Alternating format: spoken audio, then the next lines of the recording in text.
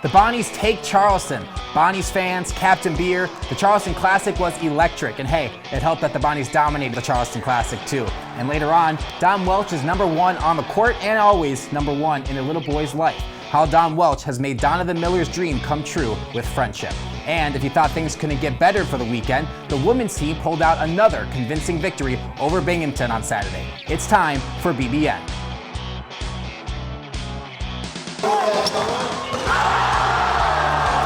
Nice move under the basket, going up and she's got it in.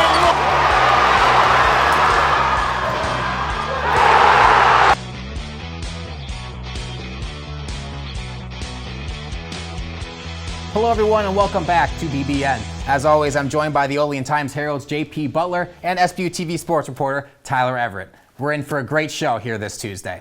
And this one was never in doubt, right? The Bonnies were favored by 2.5 points against Marquette. The fans were on their feet the whole game. What could go wrong? Not much it seemed, except for some head-scratching shooting woes early. Yeah, you know, the Bonnies once again have this issue down the stretch, but they're starting to overcome. They're still winning games and they're looking good. But who needs shooting when Kyle Lofton can just do this? And this. Oh, and this too. He played all just but 4 minutes in this game. Yeah, these games are too important not to have your best player on the floor. He's quickly proving that he's not just one of the best players in the A-10, but one of the most valuable players in the country. But when the Bonnies really took off was when Jaren Holmes started to heat up. The man can take and make just about any shot from anywhere on the court. Yeah, electrifying, talented, controls the rhythm of the game when the ball's in his hands. Let's not forget about the role the Bonnies defense played in this one. And it wasn't just shoot. Look at Abdul Kareem Coulibaly with the swat. He played a big role in relief of Oshun. Yeah, again, the injury troubles with Shun is kind of still coming up, but with him coming in, it might not be a problem. Second half of the game, lots of misses from Marquette. Yeah, you know, this is that top 10 defense from last year on display last night. To not allow a field goal in the first 8 minutes of that second half, button down defense that we're used to seeing. And lots of great passing in this one too. Kyle Lofton with yet another great play. What a shocker. Yeah, you know, his head coach said he is the Iron Man of this team, so he's a big player. Later in the second half, Bonnie's up big on Marquette at this point. Mark Schmidt and Shaka Smart shared some words. They did. Shaka took a little bit of exception to the timeout that Coach Schmidt called at the end there, but he did it for a reason, wanted to get his subs in, and cooler heads prevailed in the postgame afterward. And then, last 2 minutes of the game, Mark Schmidt finally put his bench in, and it didn't really go great. Yeah, you know, I mean, definitely, of course, we've seen the negative reaction from the coach, but this is just great experience for those young players to get some time in a big tournament. But the Bonnies get a very convincing win, 70-54. Yeah, you know, and just some key takeaways from this game is we see experience come into play, we see rhythm play, and we see a really great family and team environment that these Bonnies are going to captivate as the season goes on. And for me, player of the game, you could go one of two ways, Kyle Lofton or Jaren Holmes.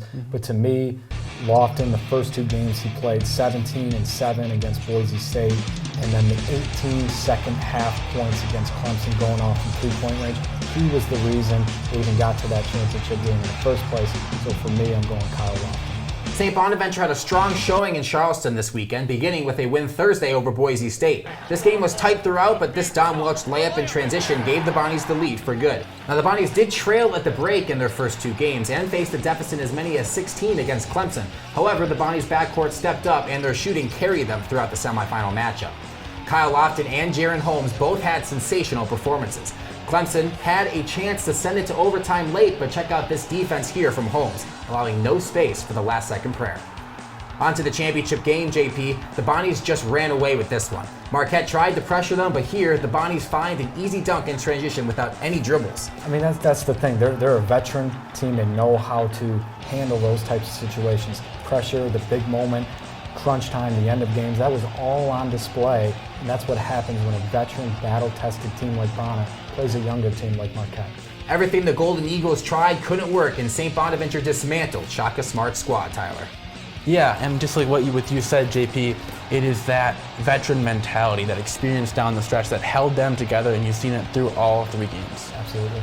While the Bonnies dominated on the court, off the court, they had a lot of free times on their hand. They decided to go on Instagram Live and give the Bonner Nation a little bit of a preview on their relationship as a team. Let's go! Yo, watch it crazy. Yo, go sit down somewhere, bro. Yo, Adam, I'm just trying to get ready for the game. Hey, Kawhi, close out, close out. Yeah, close out, Kawhi, close out, Kawhi. Yeah! Yeah! Let's go! Let's go! Yeah, boys will stay. While Bonnie's fans filled up TD Arena down in Charleston, here back at home, Bonnet Nation took to the Burton and even got on the ESPN broadcast to show the country what St. Bonaventure is all about. Inside the Burton Bar's pretty good right now watching this game. Olean, New York, how about it? Tonight, inside the arena, the bar, this is what's happening. It is packed on a regular basis whenever the Bonnies are at home or on the road, and they are hungry for a championship. Packed house inside here, packed house at the Burton in Olean, and so far they've been treated to a 6-point lead for their Bonnies. Cheers to all the folks inside the Burton tonight. Stay tuned to BBN.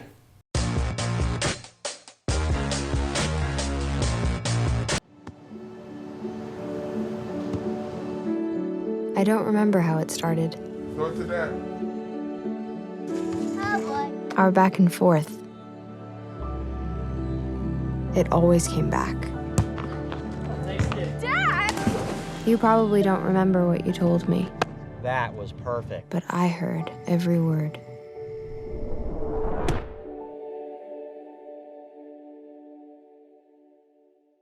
When I was in foster care, I never knew when I would have to move, so I always had my suitcase ready to go. Then one day, I was adopted. My new parents opened their hearts and home to me. My parents cook my favorite breakfast for me every morning. My parents take me on trips I never thought I would go on. They gave me a home and an even better reason to use that suitcase. My parents aren't perfect, but they're perfect for me.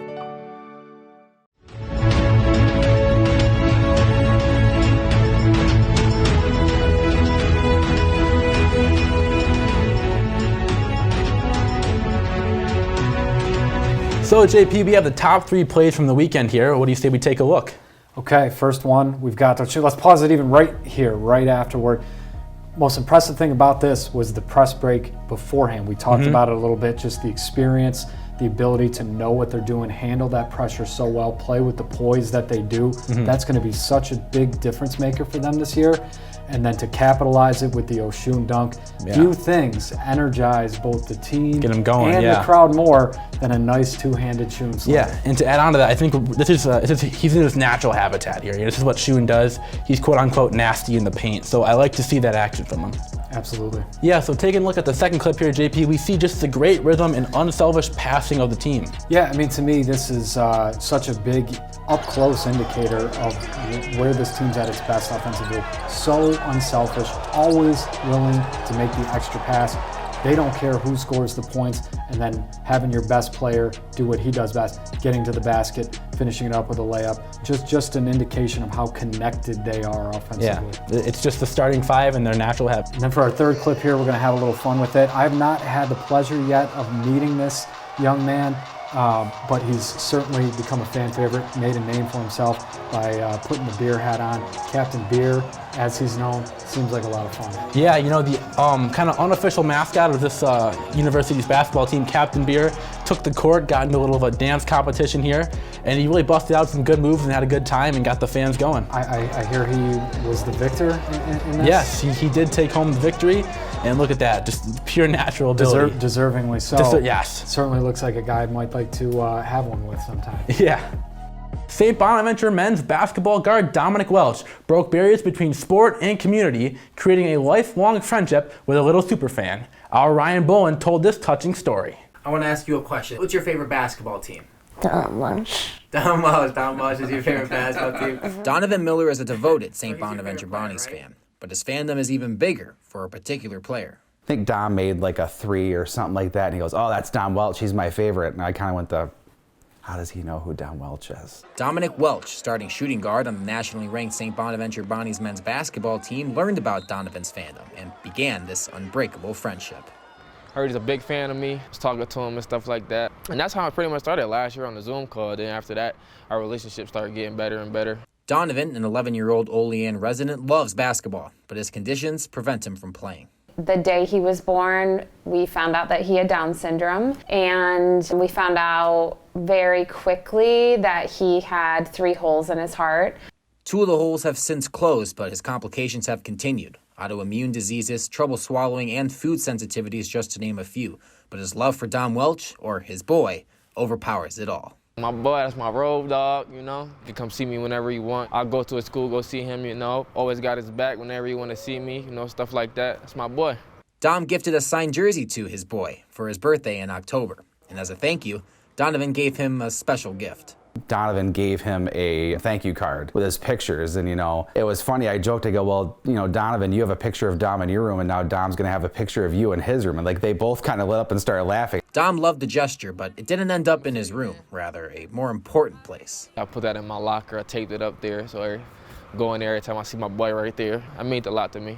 The Millers attend just about every Bonnie's home game, and it is no secret who Donovan is cheering for most. He cheers for everybody, but as soon as Dom comes out, you'll hear him be, that's my boy, that's my boy. The Dom and Donovan connection is unbreakable, and to Dom, a connection he cherishes.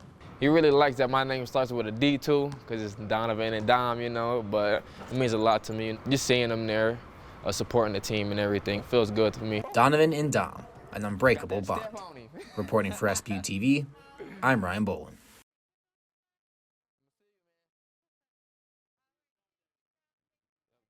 So as you can see, Dom and the Bonnies have a special place in Donovan's heart, further showing that the Bonnies continue to be role models on and off the court. And Donovan's father, Josh, replied to our story on Twitter this week, saying Ryan did an amazing job telling Donovan and Dom's story. We are blessed to have people like Dom and Donovan in his life. #Go Bonnies. So here we have some women's action as they were able to pick up the win against Binghamton on Saturday at 2. We have Asian Johnson continuing to control the pace of this team's game. And what a week it was for her to go from scoring her 1,000th point against Canisius in the same game where she has one of the top plays that ends up on SportsCenter. Yes. With that ankle-breaking move she put on a player, and then to cap off the week with, I believe, a game-high 20-point performance to lift Bonna over Binghamton. She's been everything so far for them this year. They're off to a 4-1 start, their best start in quite a while. Very true. And she's a big part of the reason why. Yeah, and not to mention Tori Harris kind of got her game back as she kind of got back into that rhythm that she'd been missing earlier in the season. So it was good to see that. And the Bonnies women just have to look forward and keep moving. It's the same thing with the men's team. In order for them to be good, their best players have to be consistent in playing at a high level. And that's what we're starting to see now with the Johnsons and Harrises of this team. Totally agree.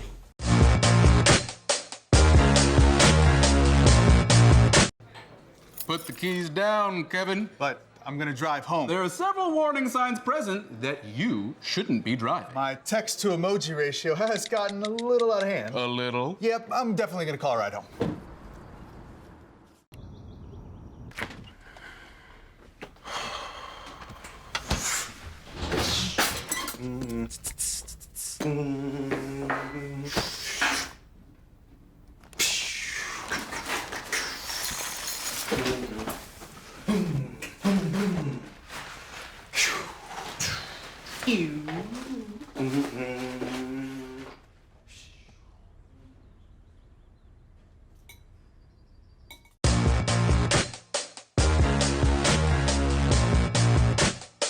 I think what we saw this weekend was special on a lot of fronts.